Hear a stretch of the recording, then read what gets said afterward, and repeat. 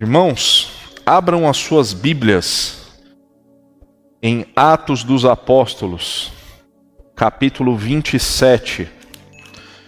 Nós vamos ler do 27 ao 39 e 28, 10.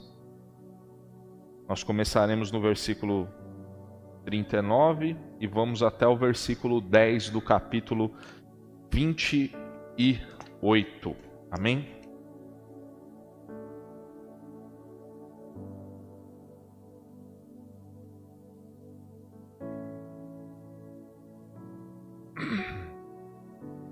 Atos dos Apóstolos, capítulo 27, versículo 39 e até o 10 do 28.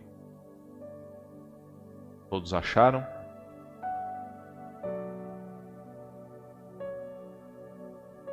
Amém? Vamos para a leitura? Assim diz a palavra do Senhor.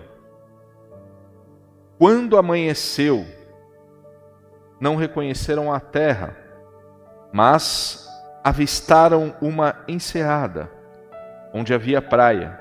Então consultaram entre si se não podiam encalhar ali o navio.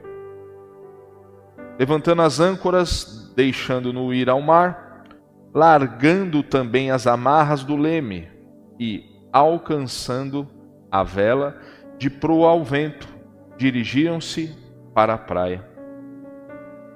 Dando, porém, num lugar onde duas correntes se encontravam, encalharam ali o navio.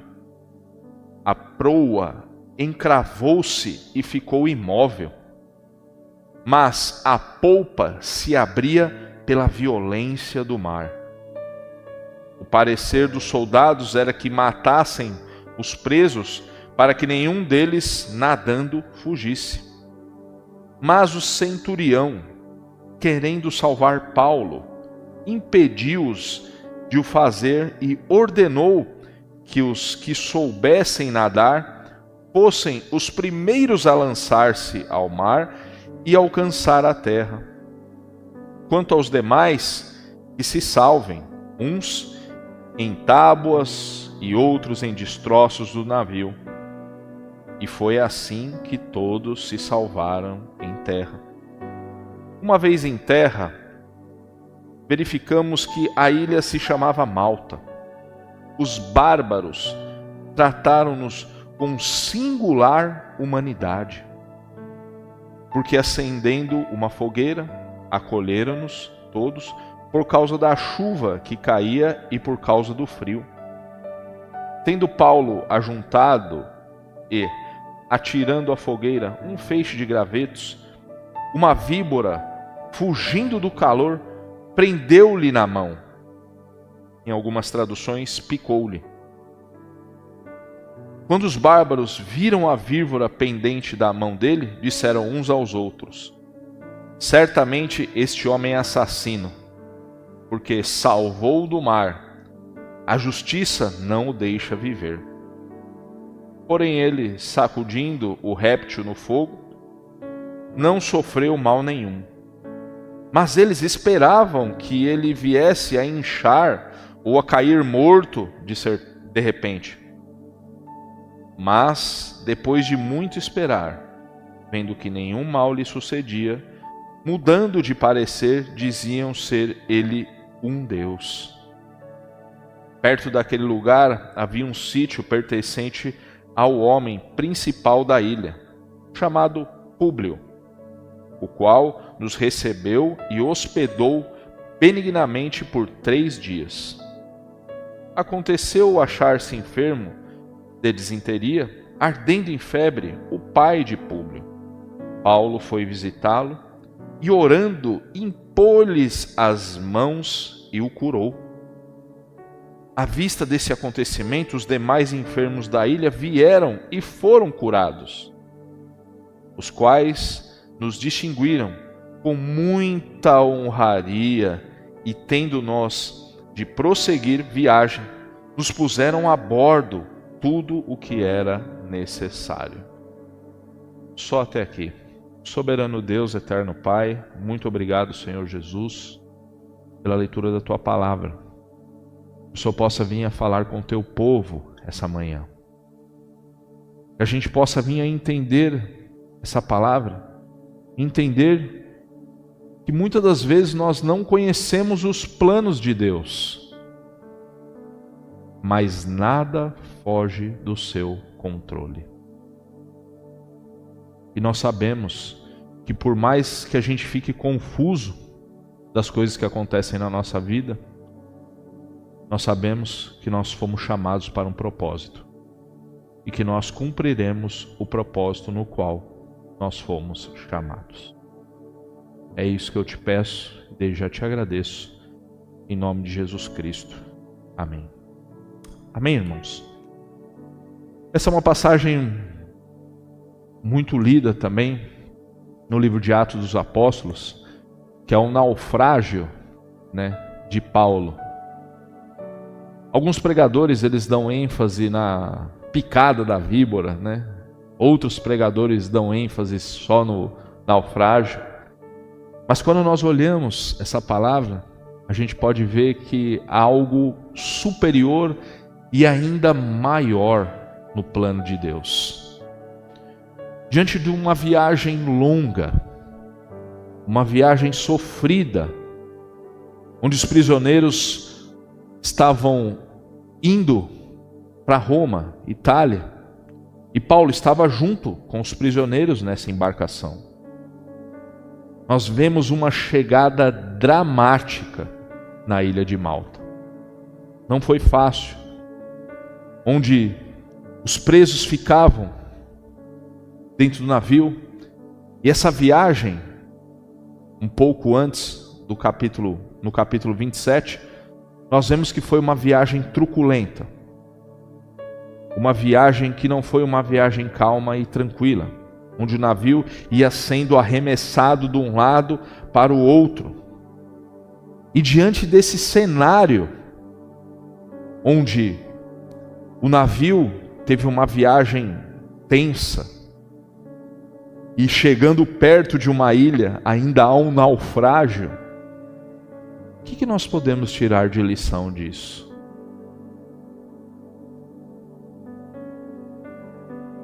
Na minha oração, eu tinha dito que nós não sabemos muitas vezes das coisas que acontecem na nossa vida. Às vezes nós passamos por situações que nós ficamos sem saber o que fazer, sem respostas. Mas nós temos que entender que tudo faz parte de um plano superior. Tudo faz parte de um plano. Quando você olha toda essa perícope separada, nós vemos que para muitos aqui seria o fim da linha. O fim da linha para os homens. O fim da linha dentro daquele mar turvo, truculento. O fim da linha num naufrágio. O fim da linha numa picada de uma víbora. Mas nós vemos que quando Deus tem um plano superior em tudo isso,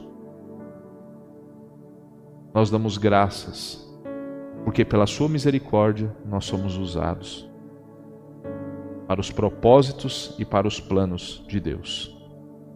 O título da minha mensagem é O fim da linha para os homens, mas não para Deus.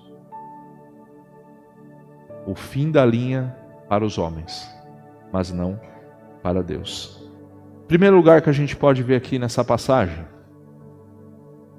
nesses versículos, nós vemos um milagroso salvamento das pessoas desse barco.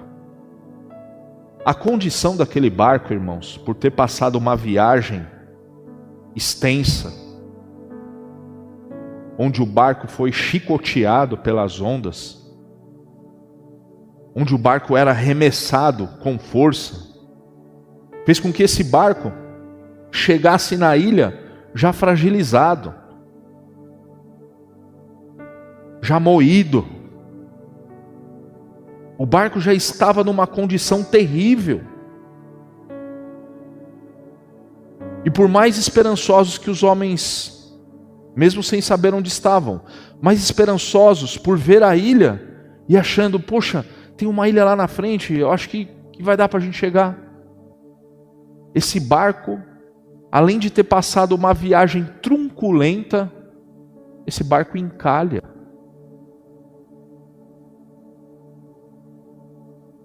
Esse barco encalha. E a Bíblia relata que a proa dele começa a se romper. A água entra e o barco começa a afundar. E o que é mais interessante é que quando aqueles soldados estão vendo o barco afundar, eles já têm uma ordem expressa disso. Qual é a ordem? Qualquer coisa que acontecesse no barco, você tem que matar todos os prisioneiros, inclusive Paulo, que estava lá. Nós conseguimos ver não só um milagre daqueles homens chegarem até lá, mas nós conseguimos ver um milagre na vida de um centurião que poupa a vida de Paulo, poupa a vida daqueles homens. Segundo a regra romana, quando um prisioneiro escapa, o próprio soldado paga com a vida. Essa é a ordem. Você deixou escapar um soldado? Puxa, eu deixei. Então, é uma vida pela uma vida. Então você vai morrer. E esse homem, ele descumpre uma ordem direta. Nós vemos não só um milagre de todos aqueles homens chegarem até a praia vivos, mas nós vemos também o milagre de todos serem poupados da espada do centurião. Serem poupados da espada daqueles homens romanos. Ou seja, aqueles homens, pela providência de Deus, Deus nunca falha e ainda livrou tanto do mar como as mãos dos soldados. Poderia ser o fim da linha deles no mar e poderia ser o fim da linha deles nas mãos dos soldados. E aí nós vemos dois milagres acontecendo. Soldados romanos não tinham piedade nem dó. Eles eram especialistas em matar pessoas, especialistas em assassinar pessoas. Tanto que quando uma ordem direta era dada, o soldado já sabia onde encravar a espada para a pessoa não ter tempo de reação. Eles eram especialistas, bons assassinos. E aí nós vemos dois milagres aqui. Um outro ponto que a palavra fala, que eu acho fenomenal, entrando no capítulo 28, uma vez que eles já estavam em terra, os bárbaros trataram-os com forma singular humanidade. Ou seja, em outras traduções, trataram bem, com acolhimento. Aí você fica pensando, poxa vida, os bárbaros? Mas os bárbaros não era aquele povo que era bárbaro mesmo? Gostava de matar, gostava de impor. Primeira coisa que vem na sua cabeça é isso. Principalmente quem assiste aquelas séries de bárbaros na Netflix, tudo, vê os caras matando, arrancando a cabeça. Você fala, poxa vida, como é que eles receberam naquele naufrágio?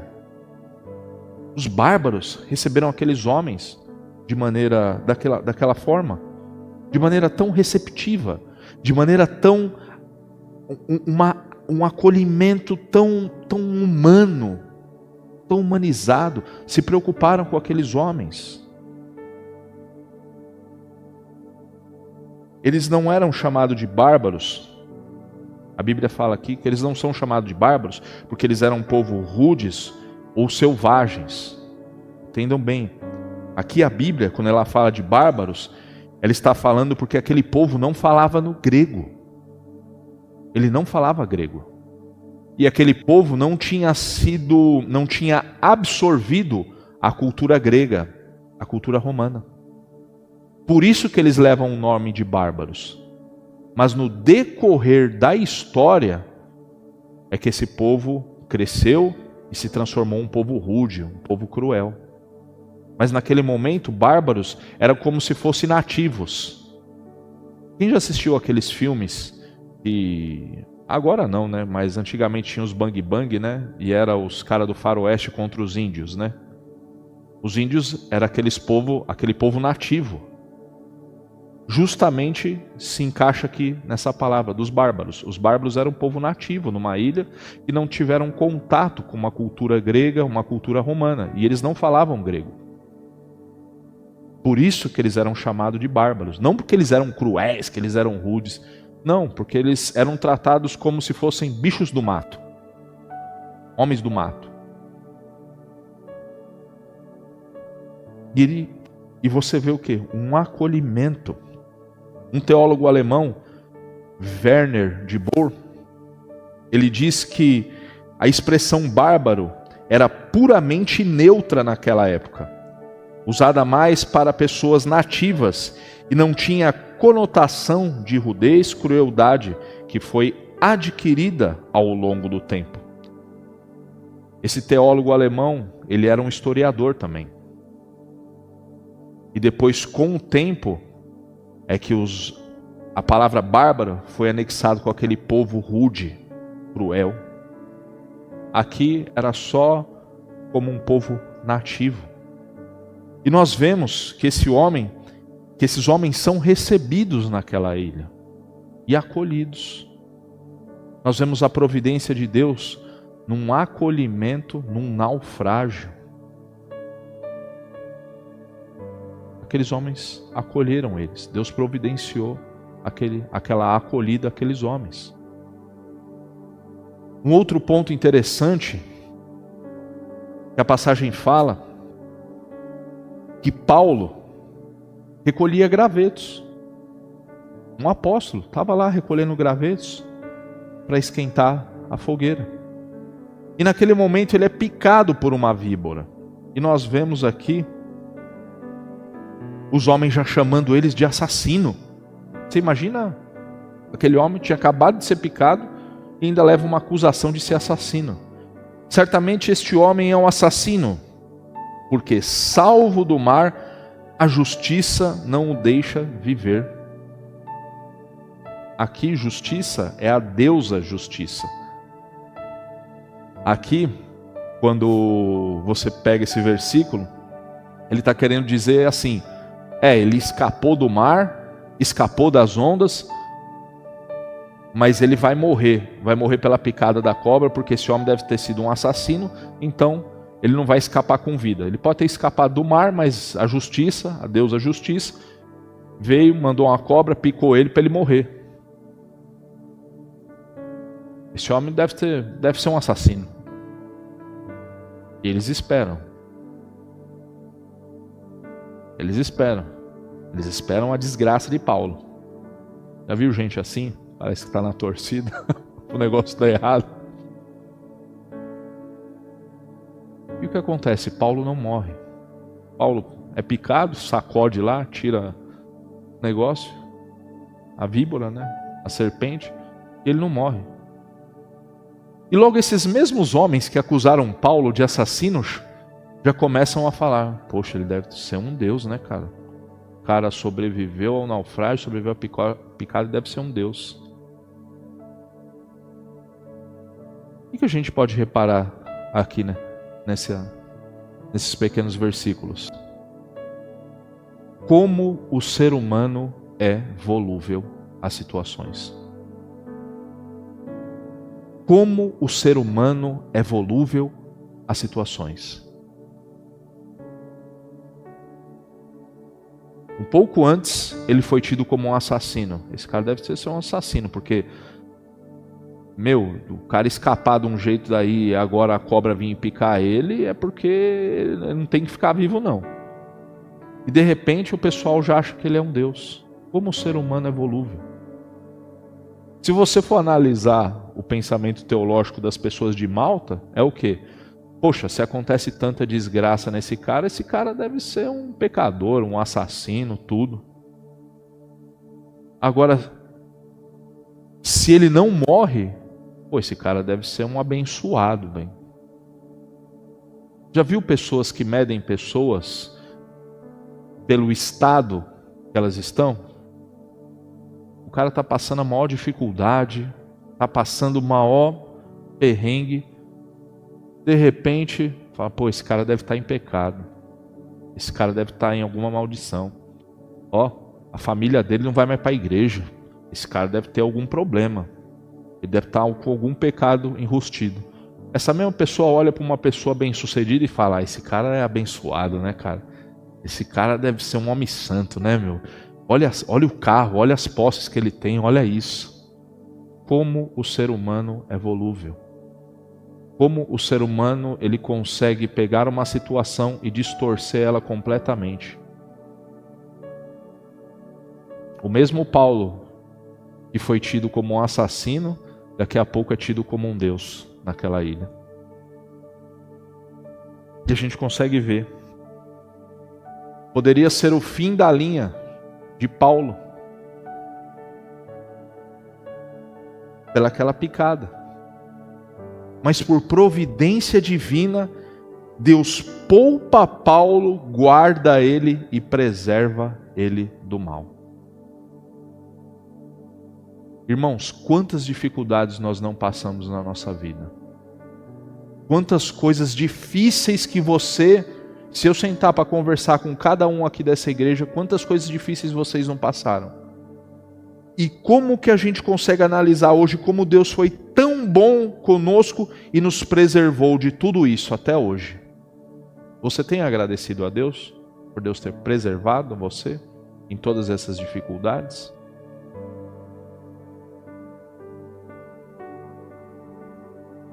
Poderia ter sido o fim de Paulo na picada daquela serpente.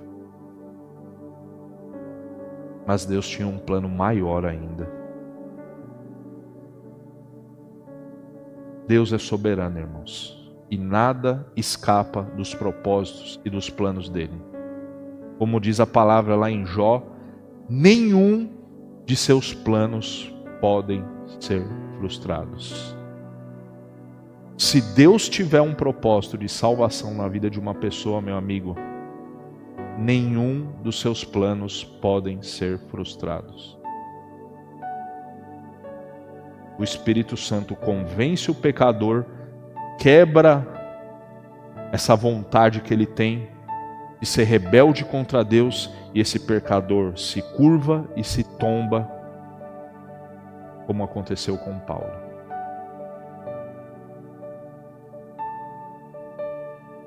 Os propósitos de Deus não podem ser frustrados. Terceiro ponto. Ninguém pode destruir um plano de Deus. Com todas essas tempestades que a gente passa na vida, tudo isso, irmão, serve de experiência para que a gente possa vir amadurecer, crescer na fé, nos levar em lugares que a gente nem imagina que a gente poderia estar, para que Deus cumpra o propósito que Ele tem na nossa vida. Para que Deus cumpra. Por isso que nenhum plano dele é frustrado. Não foi a tempestade que levou o Paulo para aquela ilha. Não foi a tempestade, foi o próprio Deus que levou Paulo para lá. E por mais que a gente não entenda por que Deus quis fazer isso no meio de uma tempestade, mas nós vemos a providência e a mão de Deus no plano dele. Deus queria que Paulo estivesse naquele lugar. Deus queria. E através de um barco, uma tempestade e de um naufrágio, Paulo chega até Malta. Qual que era o destino de Paulo? Vocês lembram no começo da mensagem? O destino de Paulo era ir para a Itália, era para Roma. Mas Deus queria que Paulo parasse em Malta.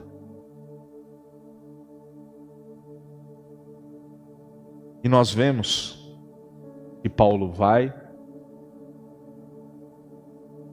conhece Públio, vai até, sabe que ele está enfermo, vai até a casa dele, cura o pai dele. Aquelas pessoas ficam maravilhadas. E ali Paulo ministra. Quantas pessoas que não chegaram para ser curadas naquela hora? E Paulo não cura no nome dele. Paulo cura em nome do Senhor Jesus. E ali o Evangelho foi apresentado naquela ilha. Muitas das vezes, irmãos, nós não vamos saber os planos de Deus para nossas vidas. Muitas vezes, eu e você, já chegamos a questionar as coisas que acontecem, o porquê que isso acontece, por que eu fui parar naquele lugar, por que isso acontece na minha vida. E muitas dessas vezes, irmãos, nós não temos respostas. Naquele momento ficamos atordoados, ficamos tristes, abatidos. Mas depois que esses momentos passam, a gente começa a tirar lições deles. Nós começamos a entender. Começamos a refletir o que nós aprendemos, o quanto nós evoluímos e que Deus tinha um propósito naquela dor e naquela amargura que a gente passou.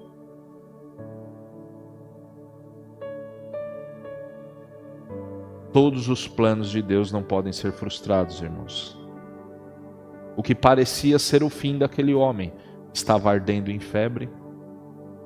Foi a providência de Deus levando Paulo, através de um naufrágio, para aquela ilha, para curar aquele homem, curar outros enfermos e ministrar a palavra.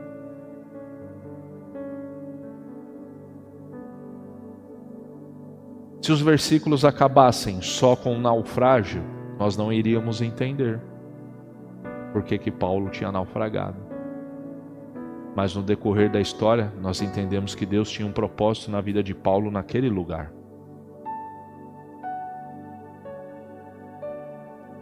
Deus tem um propósito na nossa vida nesse lugar, irmãos. Cabe a cada um de nós descobrir qual que é. E assim que a gente descobrir, nós temos que se empenhar, como Paulo se empenhou. Como Paulo ouvindo a voz de Deus, lá no começo do seu ministério, onde ele foi chamado, e entregou a sua vida para o Evangelho, para a pregação do Evangelho. O que poderia ter sido uma grande tragédia nesse relato bíblico foi uma sequência de grandes milagres, onde nenhum plano de Deus foi frustrado e Paulo cumpriu o propósito de Deus naquele lugar. Então, irmãos, às vezes, algumas dificuldades, a gente pode achar que a gente está numa rua sem saída, ou é o fim da linha, ou o fim de alguma coisa nossa. Mas por detrás de tudo isso existe um plano, onde o próprio Deus, no final dele, será glorificado. Amém? Oremos.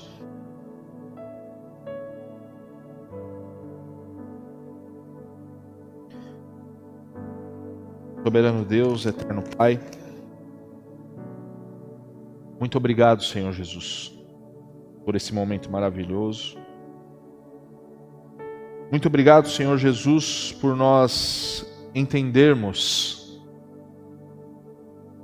E o Senhor tem um propósito para todas as coisas, mesmo sem a gente saber o que é, mesmo sem saber aonde isso vai nos levar. Mas nós sabemos que o Senhor é o dono da história. Nós sabemos que foi o Senhor que escreveu a história. Nós sabemos que o Senhor tem um fim determinado para todas as coisas. E nós sabemos que os seus filhos irão gozar plenamente da tua presença no final. Obrigado, Senhor Jesus. Nós sabemos que existem inúmeros mistérios na sua palavra, mas que nós confiamos no seu domínio, no seu poder, e sabemos que só tu sabes o que é bom para nós. Nem nós sabemos o que é bom para nós.